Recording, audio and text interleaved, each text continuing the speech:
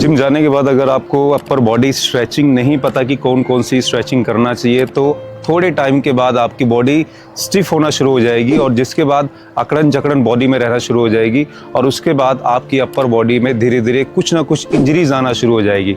इसीलिए after upper body exercise के बाद आप हमेशा स्ट्रेचिंग जरूर करो। तो आज मैं आपको बताऊंगा अपर बॉडी हर एक मसल्स की स्ट्रेचिंग, जैसे biceps, triceps, back, chest, shoulder, ताकि आप बड़े इजीली हर एक मसल्स को स्ट्रेच कर सके और उसको फ्लेक्सिबल कर सको। हम ये सारे स्ट्रेच बिना किसी इक्विपमेंट के करने वाले हैं और बड़े आसान तरीके से करेंगे। तो सबसे पहला जो स्ट्रेच है वो है शोल्डर का स्ट्रेच। इसके लिए अपने हाथों को इस तरीके से लेके जाओगे आप और दूसरे हाथों को ऐसे पकड़ के इसको खींचोगे आप, और जितनी देर तक आप खींचोगे उतना ज़्यादा स्ट्रेच आएगा।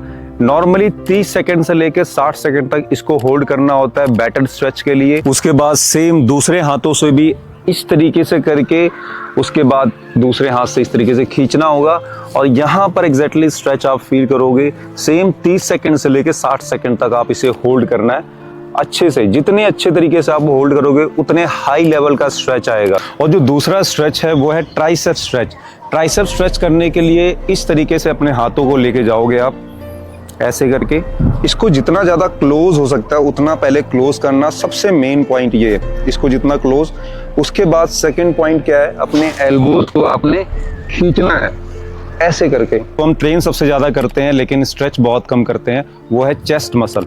चेस्ट मसल की स्ट्रेचिंग बहुत आसान है और बहुत इफेक्टिव है। करना क्या है, इस तरीके से पोजीशन बनाना है, हाथों को इस तरीके से पकड़ लेना है और उसके बाद अपने हाथों को जितना हो सके पीछे लेके जाना है आपने, जितना हो सके पीछे। और जैसे आप पीछे जाओ अपने कंधे को भी पीछे करना है आपने, बिल्कुल इस तरीके से अपने रिब केस को जितना ज़्यादा खोल सको आप, तो आप फील करोगे कि आपके चेस्ट पे एक बहुत ही अच्छा स्ट्रेच आएगा। इसको भी आपने 30 सेकंड से लेकर 60 सेकंड तक होल्ड करना है। चौथा स्ट्रेच करना है हमने, अपर बॉडी का सबसे बड़ा मसल होता है, वो है हमारा बैक का मसल, लैट्स मसल। ठीक है, इसके लिए क्या करना है, आपने इस तरीके से अपने हाथों को यहाँ रख लेना और ये जिस साइड का स्ट्रेच करोगे उस हाथ को आपने लेके जाना है ऐसे। इस हाथ को आपने जितना ज़्यादा हो सके अपने आप से दूर पुश करना है और अपने इस वाले हाथ को अपने कमर की तरफ रख के ना, तो जितना ज़्यादा इस हाथ को आप दूर पुश करोगे उतना ज़्यादा आपके लैट्स पे स्ट्रेच आएगा। और इस स्ट्रेच को भी आपने 30 सेकंड से लेकर 60 सेकंड तक हो। चीज़ है कि आखिरी स्ट्रेच करना हमने बाइसेप्स मसल स्ट्रेच। सबसे ज़्यादा ट्रेन करे जाने वाला मसल है ये, बट इसकी जो स्ट्रेचिंग है बहुत लोगों को सही से करना नहीं आता। ज़्यादातर लोग क्या करते हैं, इसकी स्ट्रेचिंग एक स्ट्रेच पता है, वो है ऐसे। ये असल में 100 में से 10 लोगों को स्ट्रेच आएगा, 90 लोगों को नहीं आएगा। इसकी मैं एक्यूरेट स्ट्रेचिंग बताता हूँ जो बहुत ही ज़्यादा इफेक्टिव है। इसे ध्यान से देखना आप। अपने हाथों को ऐसे किसी कॉर्नर पे, वॉल पे या किसी पाइप पे इस तरीके से रखना है। फिंगर आपके सामने होने चाहिए जिस साइड आपका फेस है। उसके बाद बड़े आराम से आपने अपनी बॉडी को इस तरीके से मूव करना है। तो जैसे जैसे आप मूव करोगे आपका बाइसेप्स मसल पे बहुत ही ज़्यादा स्ट्रेच आएगा, बहुत ही हाई लेवल का स्ट्रेच।